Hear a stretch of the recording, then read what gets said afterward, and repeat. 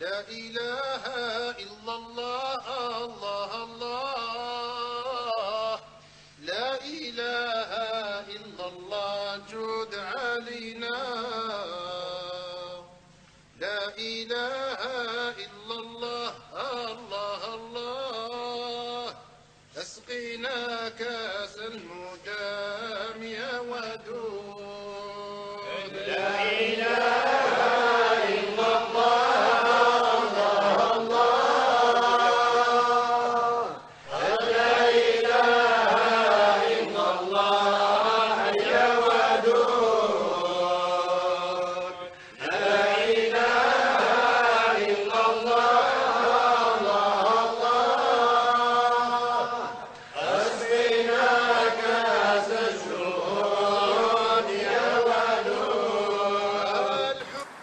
Que la paix soit sur nous en ce moment, dans cette demeure de paix qu'on a voulu,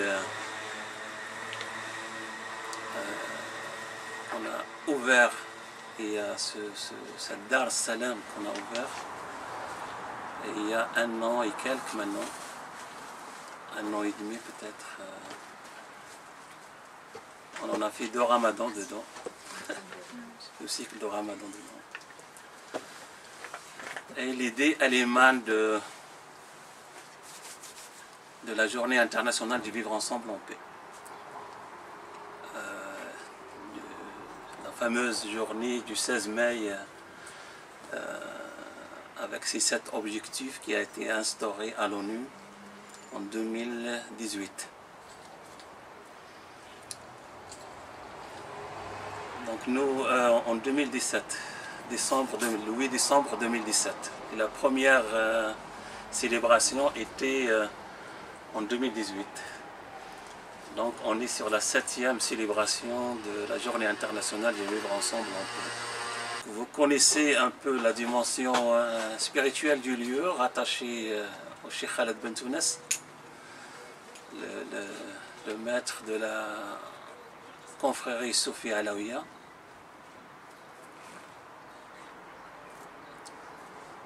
Et donc on est actif avec l'ONG AISA, AESA, donc nous on préfère dire AISA pour faciliter les choses et en même temps pour s'imprégner de la spiritualité de Sidna Isa alayhi salam. Et cette intervention d'aujourd'hui sur la dimension de la paix dans le rite de l'islam, elle s'est émanée, en fait c'était pas une intervention programmée, mais elle a émané du débat du vendredi passé.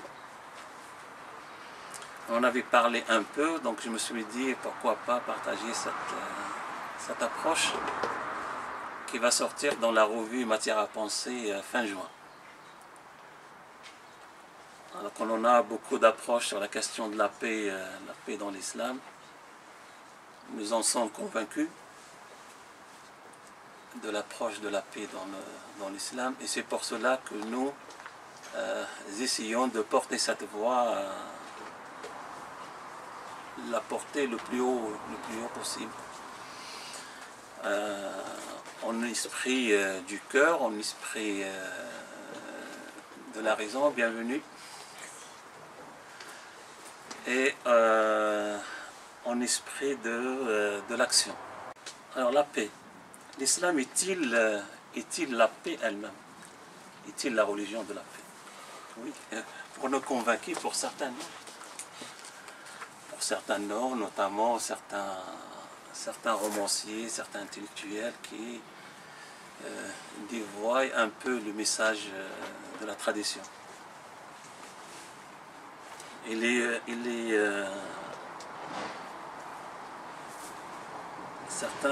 Pour certains, la dimension de la soumission est celle-là qui est présentée du mot islam, sans qu'il y ait des recherches philosophiques, intellectuelles, étymologiques et historiques sur la naissance, l'évolution et l'utilisation de ce terme et de cette religion.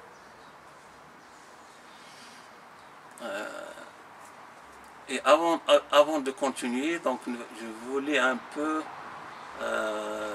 parler d'un phénomène. C'est le phénomène des nouveaux intellectuels et des nouveaux universitaires qui ne sont pas dans leur rôle et qui interviennent sur les questions de la religiosité, de la religion, et qui s'égarent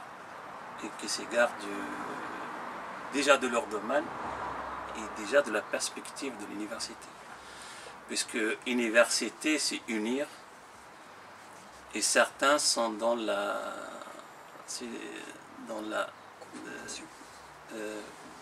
division. Au lieu d'unir, on divise. Unir, c'est université, les différentes pôles de l'intellectualité et de la recherche. On essaye de séparer les choses et de faire d'un seul pôle une référence de la vérité. Et cela pose problème au niveau du travail intellectuel et universitaire qui se propose. Donc certains vont nous dire que, par exemple, sur le mot paix, c'est le mot soumission. Et ils vont nous dire, parce que c'est Aslama, donc il s'est abandonné. Il est vrai que le mot islam, dans ce mot islam, il y a l'abandon, mais dans le mot islam, il y a la paix. Et quand on revient à l'étymologie du mot paix dans certains dictionnaires arabes, comme par exemple le Qamus al-Muhit de Fayrouz Abadi, donc il nous dit Silm,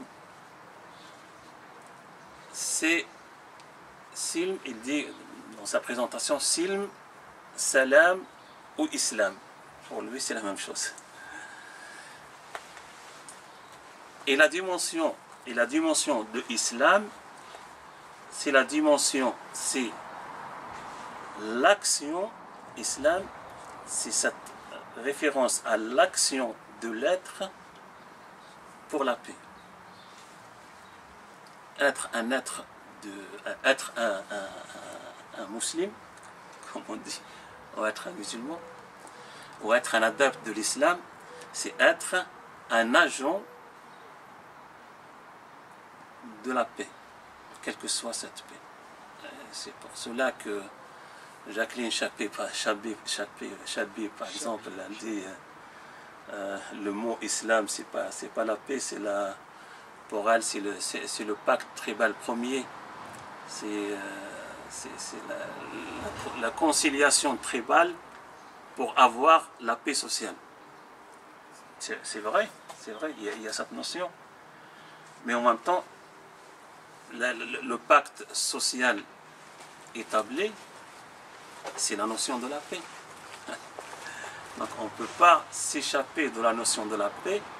Quand on parle, dans tous les cas, on ne peut pas s'échapper de la notion de la paix quand on parle de l'islam.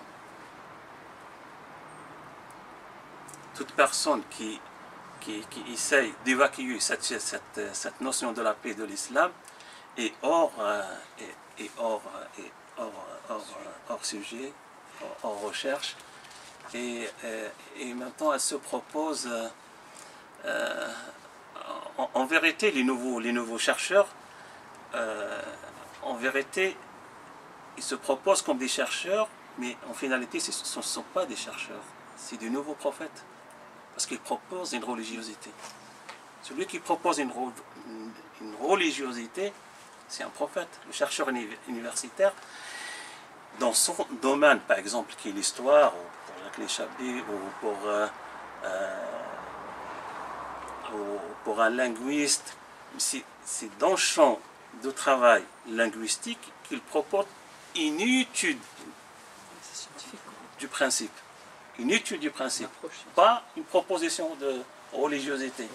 Aujourd'hui, on assiste dans les réseaux sociaux et dans les interventions de certains universitaires à des propositions de nouvelles religiosités qui n'ont aucune relation avec la tradition d'une telle ou telle religion. en confondant que l'étude intellectuelle est différente de l'approche religieuse. La naissance d'une religion n'est pas une étude intellectuelle, n'est pas une étude linguistique, n'est pas une étude philosophique, n'est pas une étude historique. C'est quelque chose qui est au-delà. C'est de l'anthropologie, de la société humaine, la naissance de toute religion. Les branches de la recherche, par exemple, c'est des branches d'études et d'intervention et de partage des domaines qui participent à l'éclairage, pas à la proposition de nouvelles religiosités ou de dénier des pratiques et des approches religieuses qui existent depuis des milliers d'années. Voilà, j'ai un peu voulu insister sur ce point parce qu'on le retrouve dans tous les nouveaux, ce qu'on appelle les réformateurs, par exemple dans le domaine chez les musulmans, ou bien chez les islamologues ici en Europe, en étant avec une certaine hauteur, on propose une religiosité, dénier la religiosité d'une communauté et leur proposer une autre religiosité alors que c'est pas le rôle du chercheur universitaire. Par exemple, on retrouve par exemple sur la notion de salat sur un chercheur universitaire dans un réseau social. Donc il est rentré en dialogue avec les intervenants et à un certain moment, certains intervenants lui ont dit le mot salat, ça vient de Sela. Selatul abdi bi rabbi, c'est la relation de l'être avec son Seigneur. Et le chercheur universitaire, donc il a pris un temps de recherche. 2 jours après, il est venu avec une vidéo pour leur proposer que non, c'est pas cela la définition de salat, c'est plutôt la prière, la bénédiction, et que c'est là, donc la racine trinitaire, c'est pas pareil, donc l'autre c'est salauto, l'autre c'est salaïto. En tout cas, mais là, ce qu'il a oublié de proposer, c'est que la définition d'une terminologie chez le religieux et dans la religion, elle émane de plusieurs sources. Déjà, il y a la source linguistique, certes, mais il y a la source du langage sociétal de l'époque, la source du vécu de la chose de l'époque et de son évolution à travers les siècles. Donc, quand les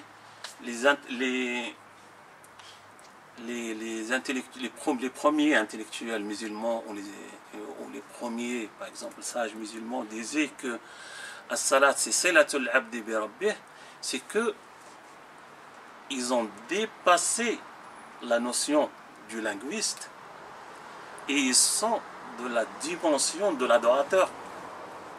Et la dimension de l'adorateur, le linguiste ne l'a pas intégrée dans sa définition et il l'a renié. Alors que la dimension de l'adorateur, c'est la dimension intérieure de l'être. Quand il voit le mot sad et lam, et qui rejoint le mot sad, lam, prière et relation, et que dans son fond intérieur, il vit cette dimension, il propose à ses disciples cette définition. Mais le linguiste sèche ou sec dans son approche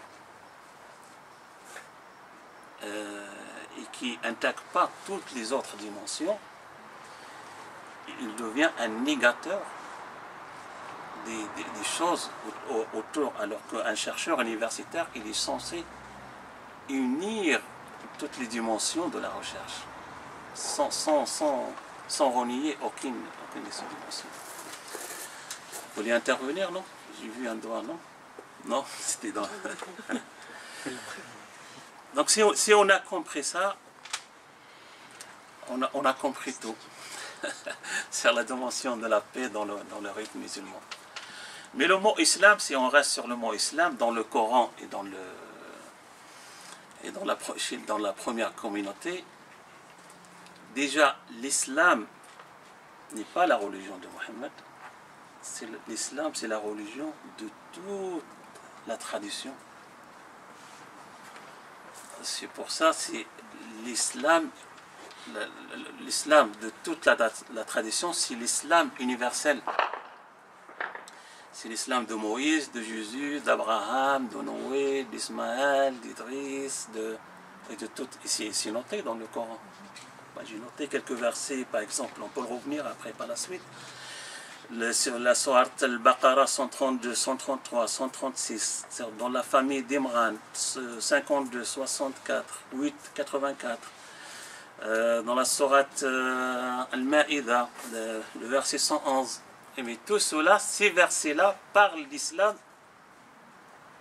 chez les chrétiens, les juifs et les traditions qui sont encore plus anciennes que ces traditions-là. Pas dans la tradition de Mohammed. Donc et cette notion d'islam qui émane de la paix, pour nous, c'est la dimension relationnelle de l'être avec le monde apparent. Le monde apparent, c'est-à-dire être en paix avec son frère, son voisin, son animal, c'est déjà beaucoup, avec l'animal, le végétal, le minéral, le cosmos.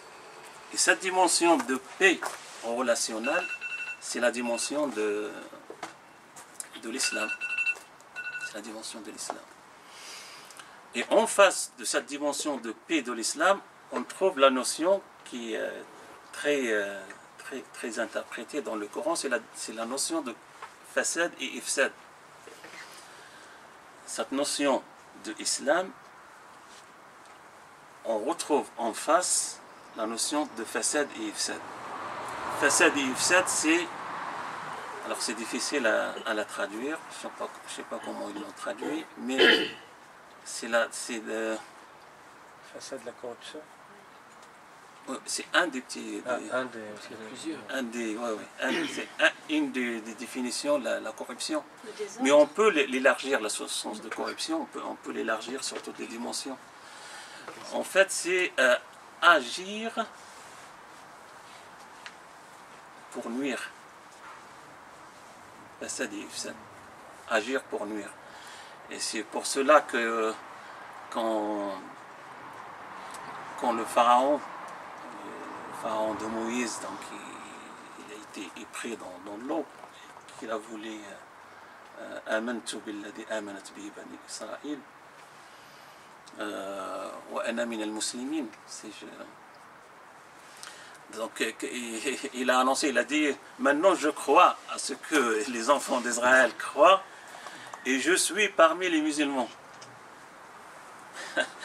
La réponse était très vite derrière, dans le verset qui suit. Alana wa qad kafarta qablu wa kunta min al-mufsidin. C'est maintenant, alors qu'avant tu as renié et tu étais parmi ceux qui agissent pour nuire, avec l'intention de nuire aux choses. Mais il faut revenir à la notion de fasad et ifsad dans le Coran, c'est très intéressant le développement sur cette question. Voilà, je voulais introduire cela pour qu'on soit sur le même plan d'approche.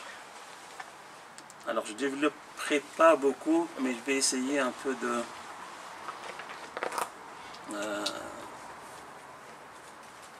mettre un peu ce qui a émané et ce qu'on n'a pas fait attention lors de nos approches, et lors de nos lectures, lors de nos réflexions, qui m'apparaît important à signaler afin que cette notion de paix soit intégrée dans le... Donc pour l'islam, on le sait. Mais on le sait aussi parce que le salut adopté chez les musulmans, c'est le salut de la paix. Afshu salam. Afshu salam, c'est le verbe, Afshu salam, c'est diffuser le verbe de la paix. On peut l'intégrer comme ça aussi. Afshu salam baynakum. Diffuser, divulguer, agir en étant un agent de la paix. Et la première action qui génère la paix, c'est la langue, c'est le verbe. De part de là, du souffle, tout se crée au niveau du souffle, comme Dieu a créé Adam. Il crée l'univers d'un souffle. Parce que quand on dit kun fayakun, soit et il soit, soit et il soit, donc il y a l'intentionnalité de la création. Mais il y a le souffle qui se prononce, parce que le verbe n'est qu'un souffle. Le verbe qui n'est qu'un souffle, c'est-à-dire une respiration, et l'articulation vient, l'articulation, la bouche qui se ferme et s'ouvre, la gorge,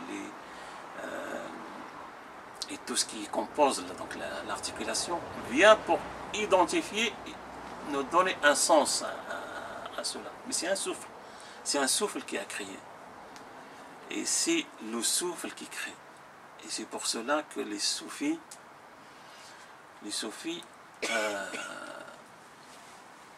accentuent les choses autour du souffle. Parce que le souffle chez les soufis est un des noms de Dieu. C'est le nom, comme on l'a vu la dernière fois, c'est le nom de la poitrine, Ismus Sadr. Et comment on l'a su? On l'a su parce que c'est le prophète qui nous l'a dit, alayhi salatu wassalam. Quand il a vu quelqu'un gémir, enfin quand le prophète alayhi salatu wassalam, avec ses compagnons sont partis visiter quelqu'un qui était malade, ils l'ont vu gémir. Et gémir, yata'awwah, comme on dit en arabe, mais gémir qui disait ah, ah, ah. Et les compagnons, ne sachant pas les choses, ils l'ont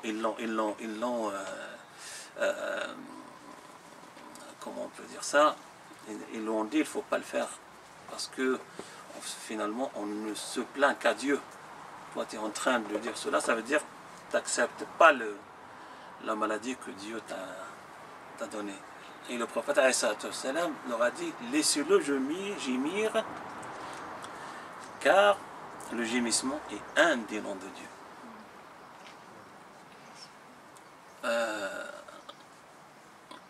Et les soufis partent aussi de ce nom de Dieu qui Inna Ibrahim kana awwahan halima.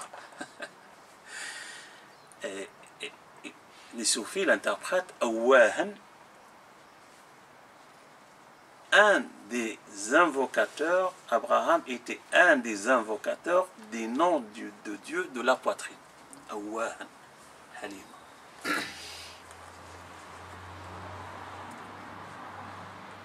Donc cette dimension de la paix compose le rite musulman dans sa totalité.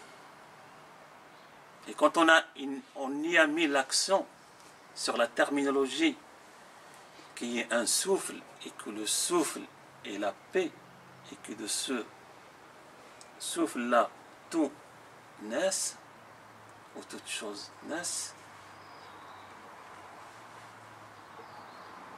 nous portons donc le projecteur sur la terminologie du rite musulman. Le rite musulman est composé d'après le hadith Jibril alayhi salam. Le hadith de Jibril alayhi salam, ça c'est un hadith très connu qui est un des hadiths fondateurs de toute la religion de Mohammed alayhi salam, et qui a constitué tout le travail intellectuel, juridique et philosophique qui a suivi. Quand Et il interroge l'ange Gabriel quand il arrive chez le prophète avec ses compagnons. Il se pose devant le prophète dans une assise bien respectable. Il lui demande qu'est-ce que l'islam, qu'est-ce que l'ihsan, qu'est-ce que l'iman. Et le prophète lui répond. Et à la fin, quand l'ange Gabriel part, le prophète il leur dit, en tout cas il a dit à Omar ibn Khattab, il lui dit, est-ce que tu connais le personnage qui est venu? Il lui dit non. Il lui dit, c'est l'ange Gabriel qui est venu vous enseigner votre religion. Et quand on regarde que l'enseignement de la religion, donc la religion de Mohammed, c'est pas l'islam. C'est un tiers de la religion de Mohammed, l'islam.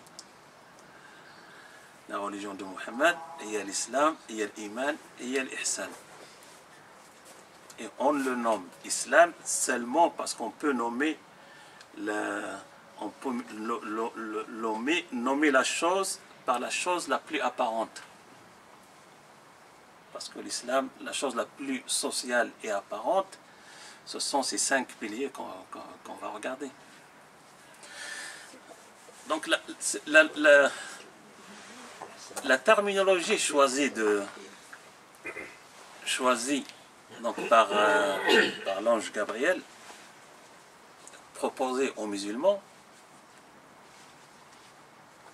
elle est inscrite dans la paix. On ne peut pas y échapper. Islam ne veut dire que la paix. Nous l'avons vu. En tout cas, agir, être en action pour la paix, il ne peut prétendre à l'islam celui qui agit pour diviser, pas pour unir, celui qui agit pour nuire à autrui, celui qui agit à nuire à la société, à la nature, au cosmos, aux différentes dimensions des choses apparentes. Et quand il nomme, donc l'islam, c'est les 5 piliers, donc on peut le présenter comme la loi.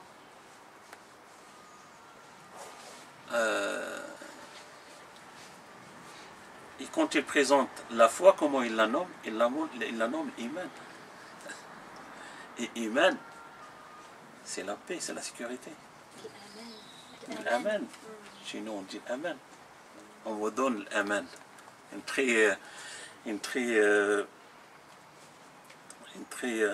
Un mot très imprégné dans la guerre d'Algérie. On vous donne l'amen. L'amen, c'est le laisser-passer d'une région à une autre pendant la révolution algérienne que les révolutionnaires algériens donnent. On ne peut pas se déplacer d'une région à une autre si on n'a pas l'amen. Et là, donc l'amen, c'est la sécurité. Alors le mot amen,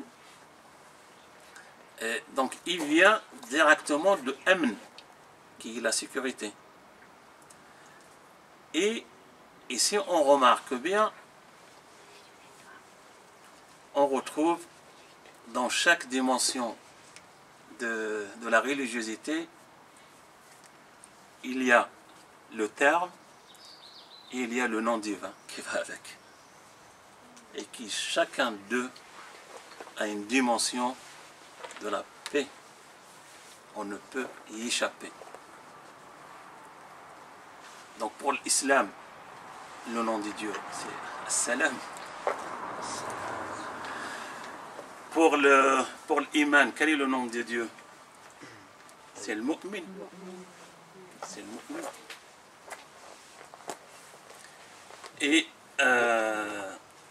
Et pourquoi on dit iman?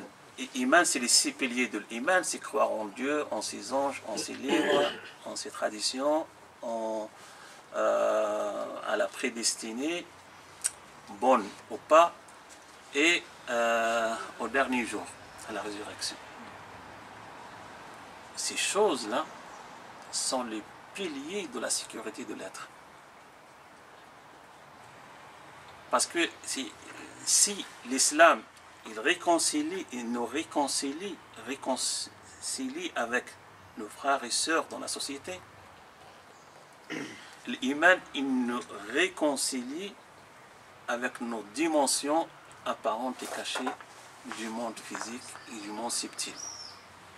Le monde des anges, le monde des djinns, le monde des livres, enfin le monde du passé et le monde de l'avenir.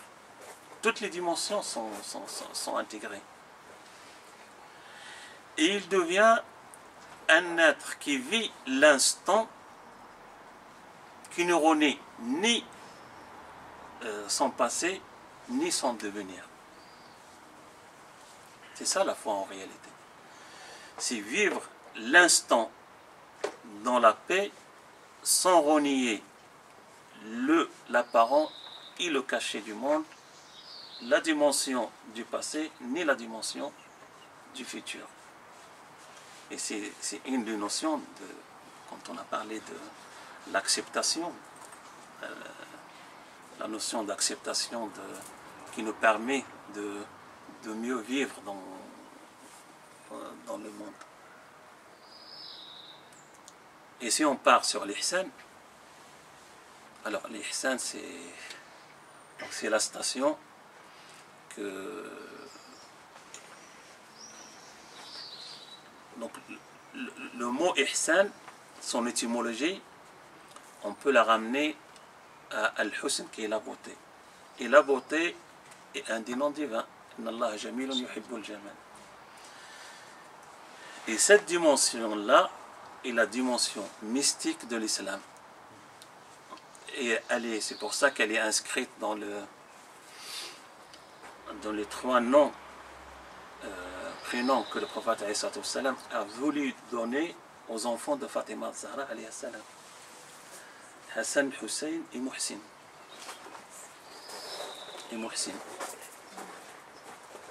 Le beau,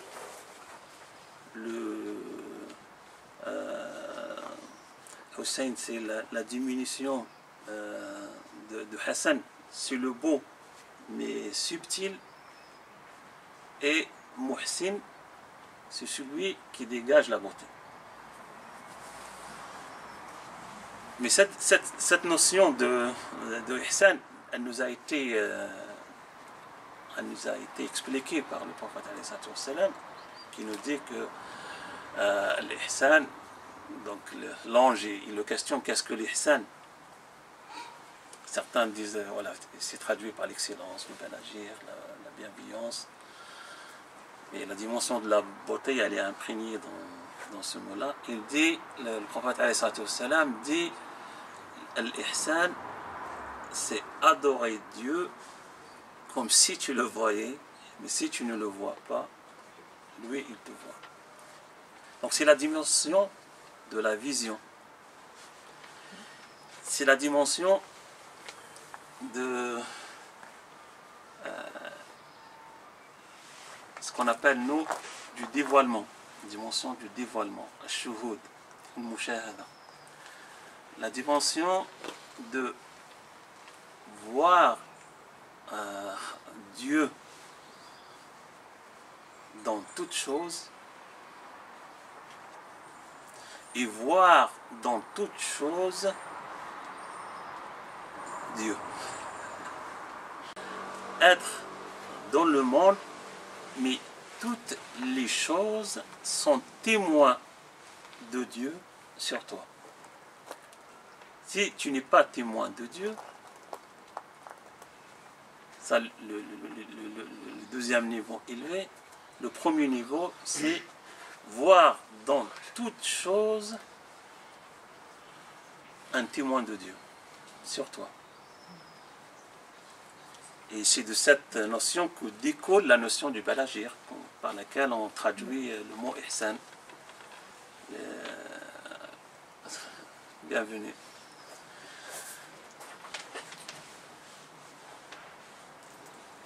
Donc, être dans l'action du bel agir. Être dans la foi qui unit, qui ne renie pas, comprenez aucune dimension de la vie. Être dans la dimension sociale de la paix, c'est la religion qui est la terminologie de la religion de Mohammed alayhi salatu wassalam. Mais si on s'arrête seulement, par exemple, sur l'islam, et quand le prophète alayhi salatu wassalam explique à l'ange Gabriel, mais en vérité il n'explique pas à l'ange Gabriel, il explique au compagnon présent, parce qu'il voulait le tenir en témoignage. Il lui dit as-salat, as-siyam, al-hajj, al-zakat et l'attestation shahada. Commençons par l'attestation shahada. C'est cinq piliers de l'islam. Mais dans chaque pilier, on a la dimension de la paix. Dans chaque pilier de cela, il y a la dimension de la paix. En étymologie, en terminologie et en proposition de vie. Le témoignage, par exemple, le témoin, shahada. Est-ce que, quand on dit shahada, shahadu an la ilaha illallah wa shahadu anna Muhammadan Rasulullah, le témoignage de l'islam, est-ce qu'on témoigne de Dieu ou est-ce qu'on accepte le témoignage de Dieu sur nous? Est-ce que shahada n'est pas un des noms de Dieu aussi, qui est shahid?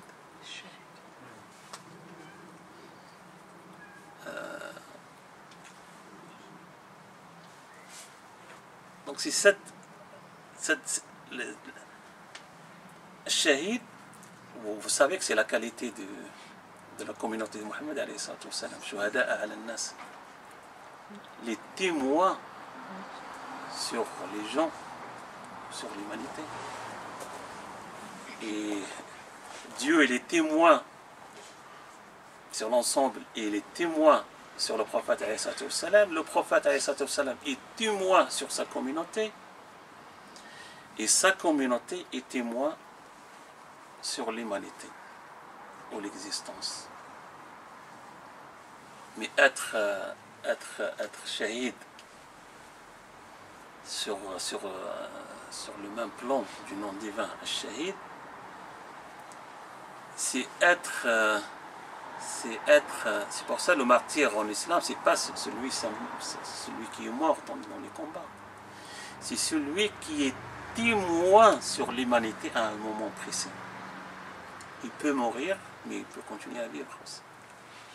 C'est pour ça que certains accèdent au nom de martyr, enfin au grade ou à la station, la grande récompense avec les martyrs, les prophètes et les saints, même s'ils ne sont pas morts en shahid. C'est parce que, et c'est pour cela, même certains qui meurent en martyr, les musulmans sont présents, ils disent Inch'Allah qu'il a le rang de martyr. Parce que la présence, il n'y a rien de gagné avec Dieu. Et tout est inscrit à l'intérieur du cœur, à un point précis de l'intentionnalité. Et si on part sur la notion de salat, si les mystiques musulmans disent as-salat, si elle est une prière et une relation. La dimension de la relation, on ne peut pas l'enlever aux adorateurs. Ils vivent cette intime relation avec Dieu. Salatu silatun bayna al-abdi wa rabbih, disait Cheikh Al-Alawi dans ses saints écrits, cette relation. Mais cette relation que l'islam a inscrite à travers la prière, sa dimension de paix, on ne peut aussi l'éloigner de la proposition ou de l'approche, parce que salat c'est 5 fois par jour, Si 5 fois par jour, ils ont une dimension cosmique, ils ont une dimension sociale et ils ont une dimension intime, c'est-à-dire psychologique, mystique, sociale et cosmique. Cette dimension de l'équilibre et de l'harmonie avec quelque chose de mystérieux. Nous, sur notre plan, on dit par exemple, c'est avec la relation, c'est avec le soleil, avec la lune, avec le mouvement de la terre, avec le coucher et le lever du soleil, avec, avec la société et ce qui la compose, et avec l'être et son intime intérieur, son tréfonds intérieur. Toutes ces dimensions-là se vivent en un instant. En un instant. Et par exemple, certains mystiques et certaines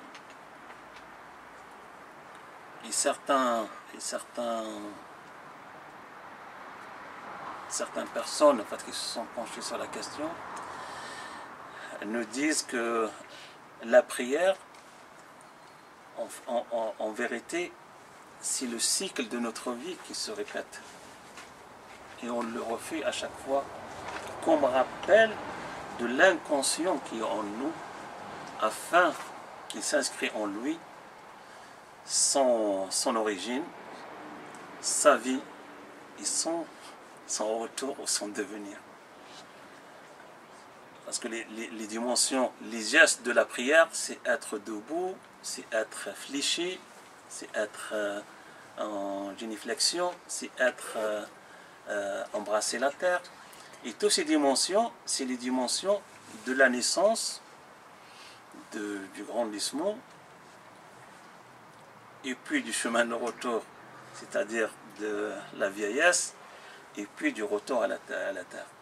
Et certains disent que si même ces gestes-là sont l'exégèse du verset coranique, et c'est de la terre que nous vous avons crié, et c'est à elle votre retour. Et c'est d'elle que nous allons vous ressusciter encore une nouvelle fois. 3 étapes. Et c'est les 3 étapes de la prière. Quand on fait le chemin, certes, on rentre dans la position debout, qui est la position de la vie. Et après, donc on s'incline, c'est la position de la vieillesse. Et après, on perd dans la tombe. Mais en même temps, la position de Sujoud est elle-même la position du fœtus. Et se relever, c'est lui-même de la résurrection, de la renaissance. Et puis, on se remettra, on grandira, on se remettra debout, et ainsi de suite. Et ainsi de suite. Et certains disent que le prophète Adam qu'on connaît, en vérité, n'est que ce schéma de la prière des musulmans. C'est le alif, le dal et le mim. Le alif, c'est la station debout, le dal, c'est la station du fléchissement, du renco, et le mim, c'est la station du sujoud. Donc, toutes ces dimensions du mystère qui composent la prière, ils invitent à la paix. Ils invitent à la paix. Ils nous invitent à la paix. Et c'est pareil pour le jeûne, Siyam. Et le nom le plus proche du Siyam, c'est quoi? Le nom de Dieu le plus proche du Siyam, c'est quoi? C'est As-Samad. As-Samad, parce que l'étymologie du mot Samad, c'est celui qui ne mange pas, celui qui n'a pas de ventre et de cavité, disent les exégètes. Même si on dit que As-Samad, c'est celui qu'on revient vers lui pour soutenir notre vie. Mais en vérité, il complète le nom Al-Qayyum, parce que Al-Qayyum, c'est le subsistant par lui-même, et As-Samad, c'est le soutien universel, mais qui n'a en aucun cas, les notions de nourriture qu'on connaît nous, ne se présentent à ce moment-là. Et As-Siyam, c'est l'imitation du monde céleste à un certain moment. C'est l'élévation à l'état angélique à laquelle on y était quand on était dans le comme on le disait, dans le dos d'Adam, ou dans les rêves d'Adam. Adam, quand il était ni féminin ni masculin, et qui n'avait pas besoin de nourriture dans sa première station de naissance. Et pour Zakat, quel est le nom divin qui... Et on en a parlé, dimension de la paix du jeûne. Zakat, c'est Zakai. Un des noms divins, c'est Zakai. Zakai. Et Zakat, ça veut dire quoi? Donc, ça c'est... dimension de purification. Oui. Alors là, c'est la purification, mais pas que. La prospérité. Zakat, c'est un mot. Zakat, c'est la prospérité. Et en vérité, c'est la prospérité. C'est pour ça qu'on dit tazkiya dans la spiritualité. Quand on dit tazkiya dans la prospérité, c'est dans la spiritualité, c'est la prospérité de l'âme. Mais on reviendra peut-être à un autre moment.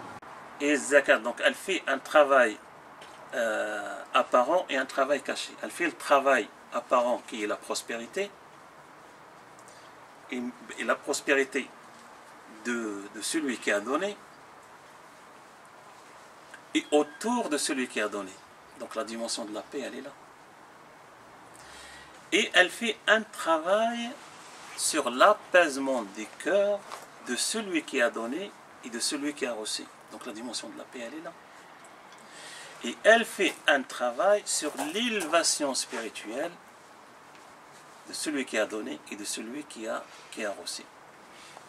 Zakat, c'est l'aumône, enfin dans le sens le plus proche, c'est la part, l'aumône, donc elle n'est pas obligatoire chez les... mais Zakat, elle est donc c'est pour ça qu'on a l'aumône obligatoire, on rajoute. Parce qu'il y a l'aumône qu'on donne par plus, donné par plus. Mais la part obligatoire, déjà, elle fait le travail nécessaire à la paix de l'être et de son intérieur et de sa société. Et c'est déjà un nom de Dieu. Mais quelle est la signification de ce nom? Zaki, le saint. Et qui est le saint? C'est celui qui est en paix.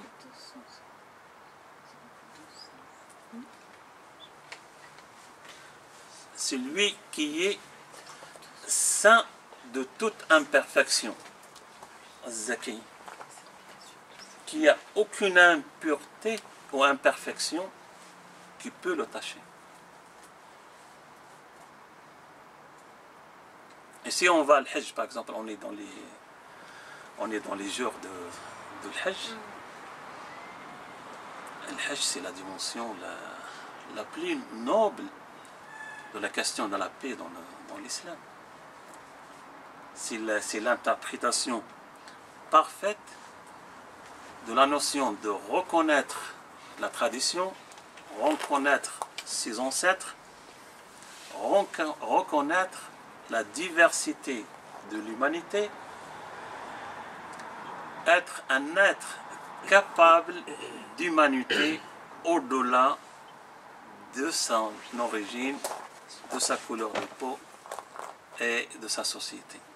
Et c'est pour cela que, par exemple, on retrouve chez Malcolm X, c'est quand il est parti à Al-Hajj qu'il a retrouvé la dimension de la paix. Et il était déchiré. Il voulait adorer Dieu, mais il ne l'adorait pas comme il fallait, parce qu'il a dénié une partie de l'humanité. partie des Blancs aux États-Unis. Mais quand il est parti à la Mecque, il y a quelque chose qui s'est révélé en lui, qu'on est tous des êtres de Dieu, capables du bon et du mauvais, capables du bien et du mal, et quelle que soit notre origine, on peut être un serviteur de Dieu. Chose qui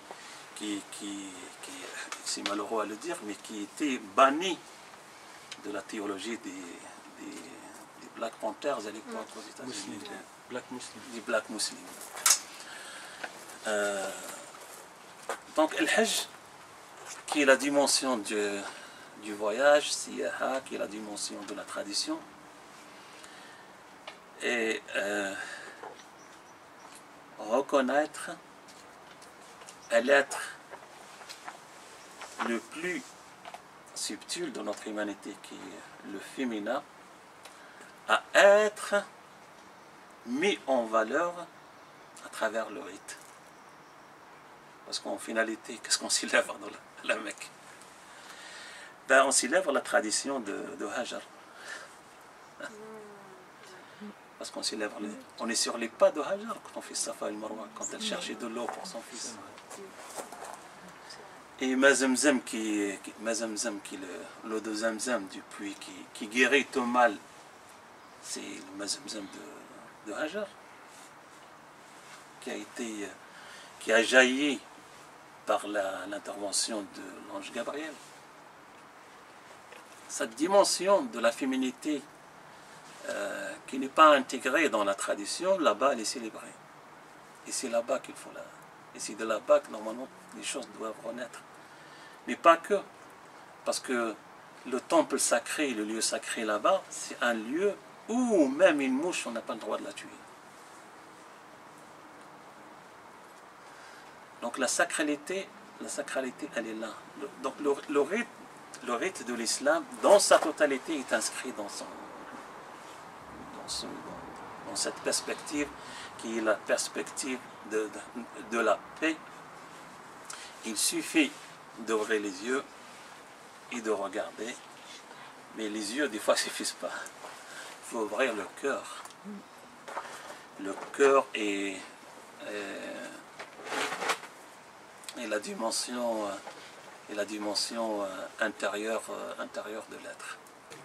Alors, qu'est-ce qu'un rite? Est-ce que vous connaissez qu'est-ce qu'un rite? Et est-ce qu'un rite est obligatoirement religieux? Je pense pas que c'est obligatoirement religieux. Non, c'est pas forcément religieux. Oui, non. Le rite, c'est une célébration adoptée pour honorer quelque chose. Et toute société civile ou religieuse, laïque ou pas, a son rite. Donc, les sociétés religieuses, s'ils ont un rite, c'est leur société. D'autres sociétés ont d'autres rites. Donc le rite, c'est pas une dimension de soumission. C'est une dimension éthique de bien agir et de respectabilité et de bienveillance. Je voulais savoir, enfin déjà merci pour la présentation, je voulais savoir, vous parliez de l'islam et que c'était la religion de tous les prophètes depuis Adam alayhi salam. Mais dans le Coran on mentionne souvent Millat al-Ibrahim, qui est aussi cette religion. Je voulais savoir quel était votre avis sur la différence entre Millat al-Ibrahim et l'islam. Alors le mot Millah et l'islam, peut-être ça a une dimension au niveau de l'étymologie et tout, mais en tout cas, moi je peux vous répondre sur une question très simple, c'est que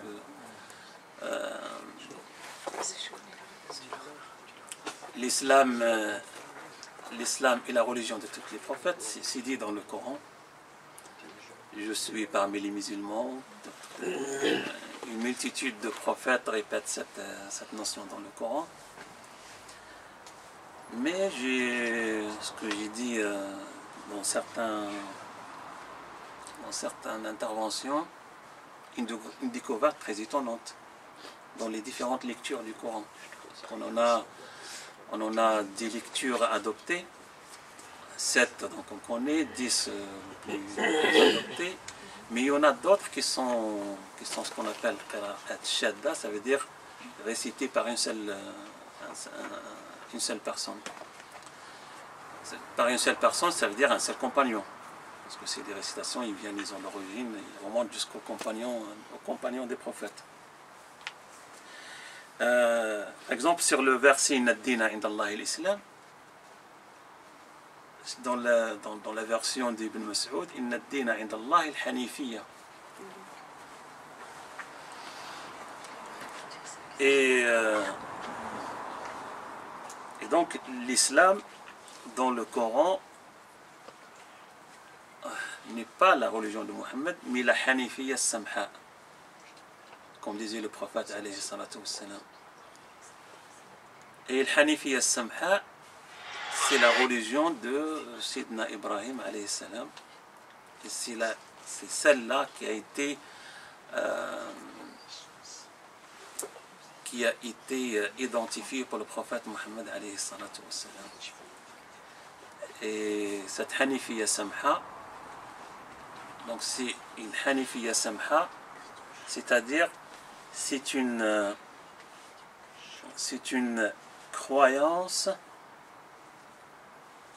en relation de bienveillance avec toutes les composantes de la vie, apparentes ou cachées. Pourquoi on dit cela? Parce qu'à l'époque du prophète alayhi salatu wassalam, certains compagnons ont voulu faire ce qu'on appelle al-rahbana, ça veut dire se retirer, et certains même ont voulu donc se retirer du mariage, de tout acte social.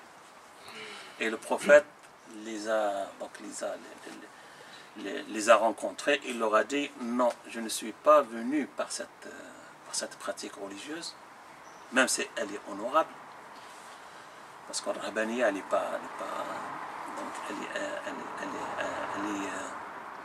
le monachisme, si on peut dire ça, ou l'ermitage, elle est agréée, mais c'est pas la religion de Mohammed alayhi salatu wassalam. La religion de Mohammed alayhi salatu wassalam, c'est quelqu'un qui se marie, quelqu'un, ça veut dire qu'il ne s'abstient pas en s'abstenant du mariage, c'est quelqu'un qui jeûne et qui mange, ça veut dire qu'il ne s'abstient pas d'arrêter de manger, du manger en totalité et en continu. C'est une totale reconnaissance et connaissance de toutes les composantes de l'être, de la vie et de la société. Et on accepte notre part d'être d'humanité, tout en étant en relation de paix avec elle. Pas de l'isoler et de l'effacer, parce que ça a été prouvé. Pour certaines personnes, c'est une souffrance. Même si le désir de plaire à Dieu est fort à l'intérieur de la personne, mais la souffrance, elle est là. Et cette souffrance qui accompagne l'être dans cette notion-là peut amener à des formes de religiosité pas équilibrées et des formes d'éthique ou de comportement aussi pas équilibrés. Et il leur a dit le terme: je ne suis pas venu bil rahbana, mais je suis venu par le hanifiyya samha. Et samha, le mot le plus proche en français, c'est tolérante. C'est tolérante, c'est l'acceptation en vérité des différentes dimensions des choses et des existences. Voilà.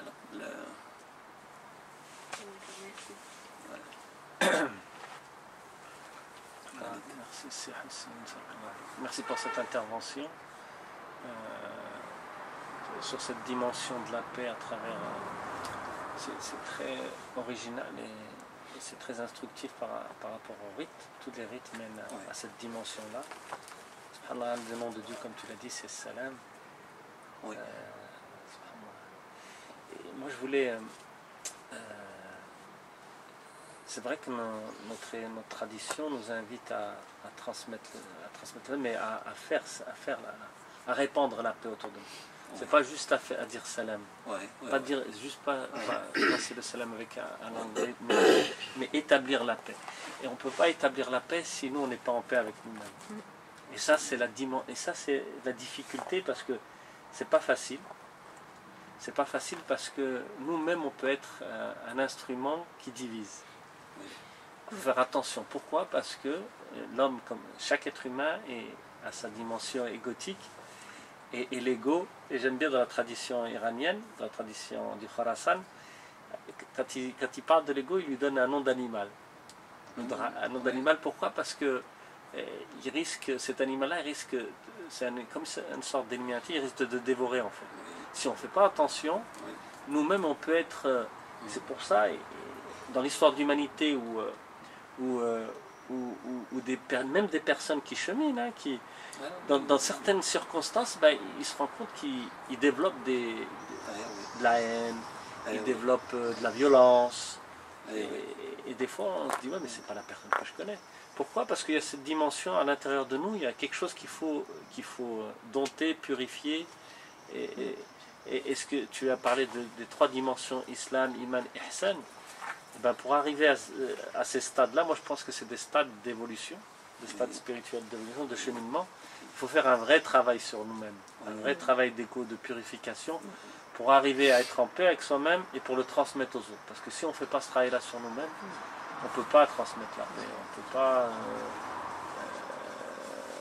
Pourquoi je parle de ça? Parce que voilà, c'est cette dimension-là que tu as voulu...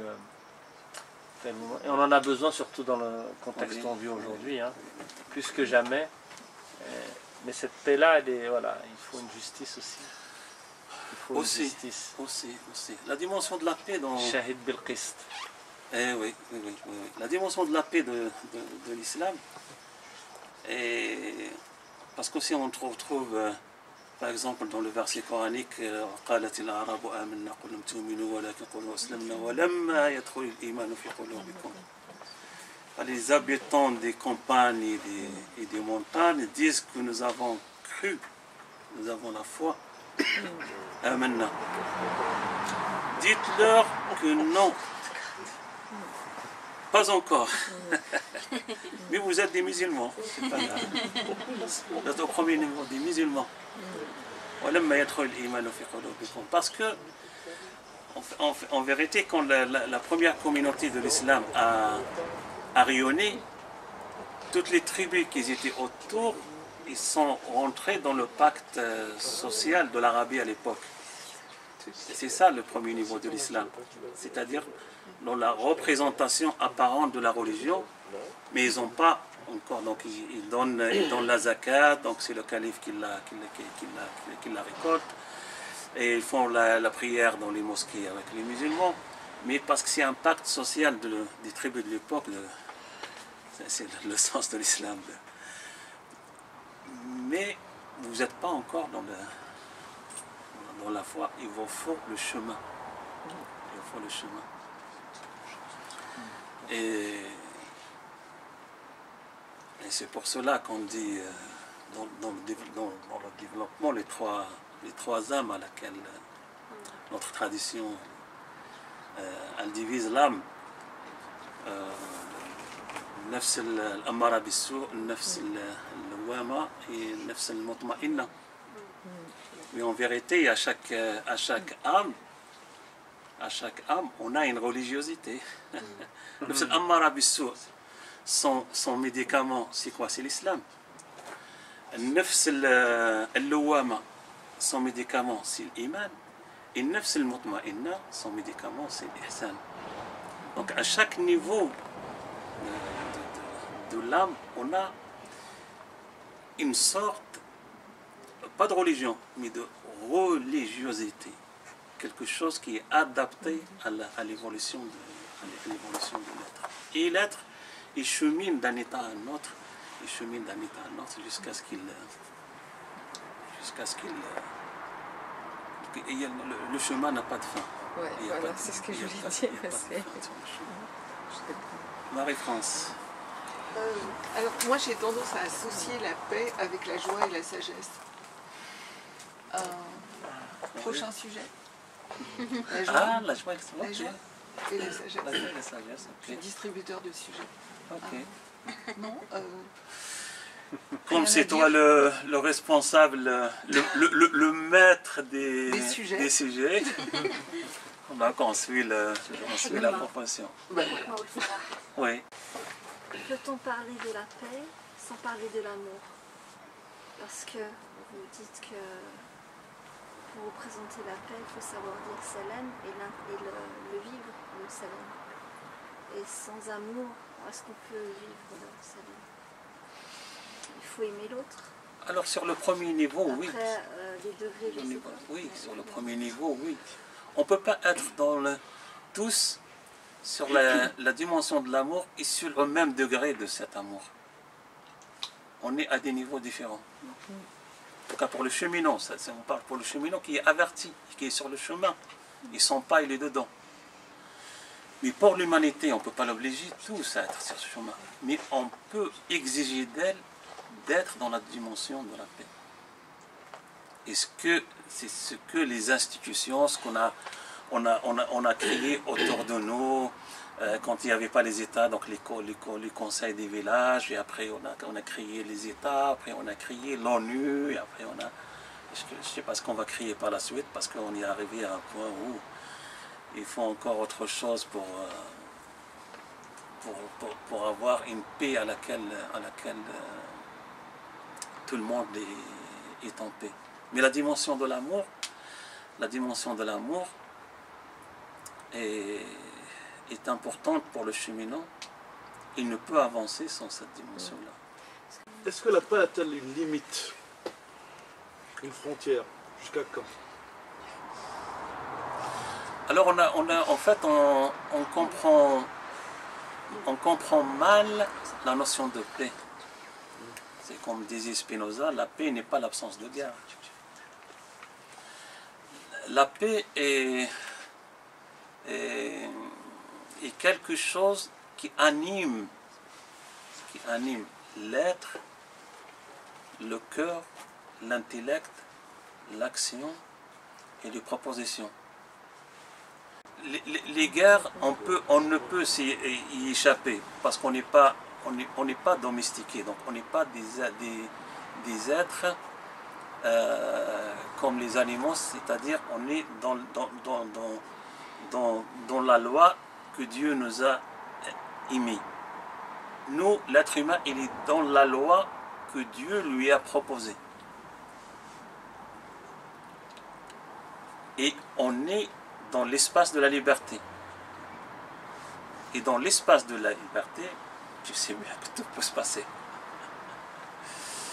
Et l'être humain, il peut remonter au plus haut degré de sa spiritualité, c'est-à-dire de son état de paix, et il peut aussi se dégrader au plus bas niveau de son déshumanité. Et entre cela et cela, c'est l'équilibre, c'est pour ça qu'on parle de l'intelligence du cœur, c'est l'équilibre de l'intelligence du cœur et de l'intellect qui est capable de générer la paix. Et c'est pour ça que les sociétés les plus civilisées ont créé les processus de médiation. Et c'est des processus qui sont au-delà des processus de la justice et de la loi. Des choses qu'on ne peut pas régler par la loi, on peut les régler par par la méditation, par la médiation. La méditation aussi, elle C'est pas mal aussi.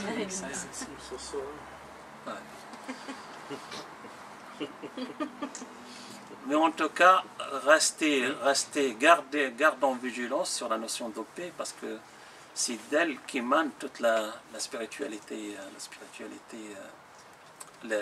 la dimension du salut. Parce que c'est le roi, donc la royauté, le monde, Al-Quddus, le saint, mais derrière celui-là, c'est la paix. Troisième nom, dans notre cheminement vis-à-vis de Dieu, reconnaître sa création, reconnaître Dieu dans sa création, reconnaître que aucune égalité de la création ne peut égaler le Créateur, le Saint, et aller à la dimension de paix qui est celle-là, et qui intégrera par la suite tous les autres noms qui viennent par la suite, comme le Jabbar, le Mutakabbir, le Muhaymin, l'Aziz, le Muntaqim, tous les noms qui sont lourds de sens à porter. Mais la paix, il les perfectionne dans le sens de la dimension de la vie, de la réconciliation, de la prospérité, et tout ce qui est autour. Voilà. Donc la paix n'a pas de limite, mais la paix sans justice ne peut se faire. C'est une question sur le premier niveau. Mais le premier niveau, tout le monde le sait. La paix sans justice ne peut se faire. Mais une justice sans réconciliation ne peut se permettre aussi. Parfois, on a besoin plus de réconciliation que de justice. La justice, elle peut détruire les deux parties qui sont devant nous.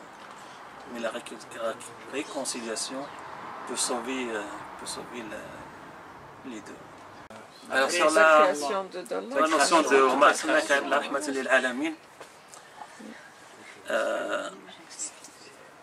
donc le prophète alayhi salatu wassalam, il est le prophète de tous les mondes, c'est ça? Exactement. Donc la communauté du prophète Mohammed alayhi salatu wassalam, c'est pas seulement qui croient en lui. Exactement, parce que je voulais arriver ici. Et Mohammed alayhi salatu wassalam, quand il pleurait sa communauté, en vérité, il pleurait toute l'humanité qui va venir par la suite. Musulmans et non musulmans. Donc, Ummat Muhammad alayhi salatu wassalam, c'est les musulmans qu'on connaît aujourd'hui et c'est les non musulmans. C'est la globalité de l'humanité qui est Ummat Muhammad alayhi salatu wassalam, même si, pour ma mère, Ummat Muhammad alayhi salatu wassalam est celui qui a dit La ilaha illallah Muhammad Rasulullah.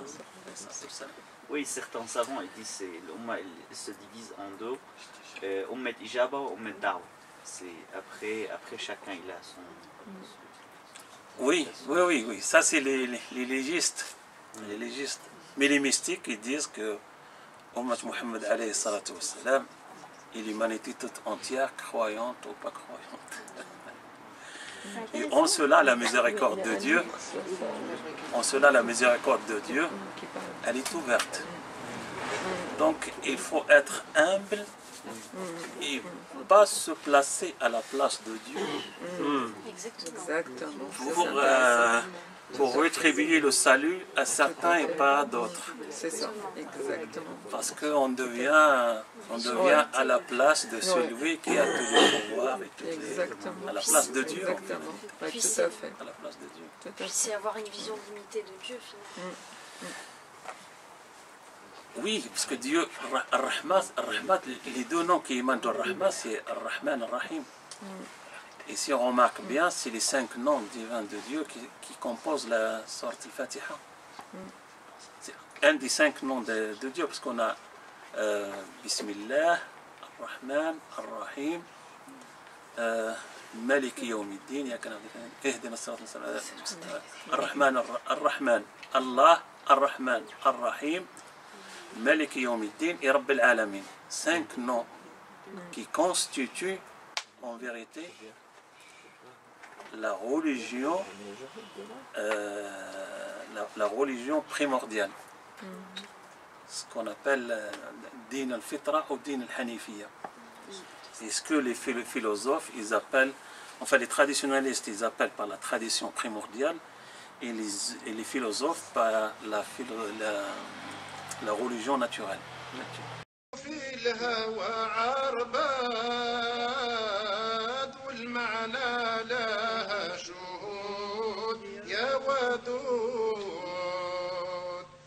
تأمل سعد السعود يا ودود لا إله إلا الله لا إله إلا الله يا ودود لا إله إلا الله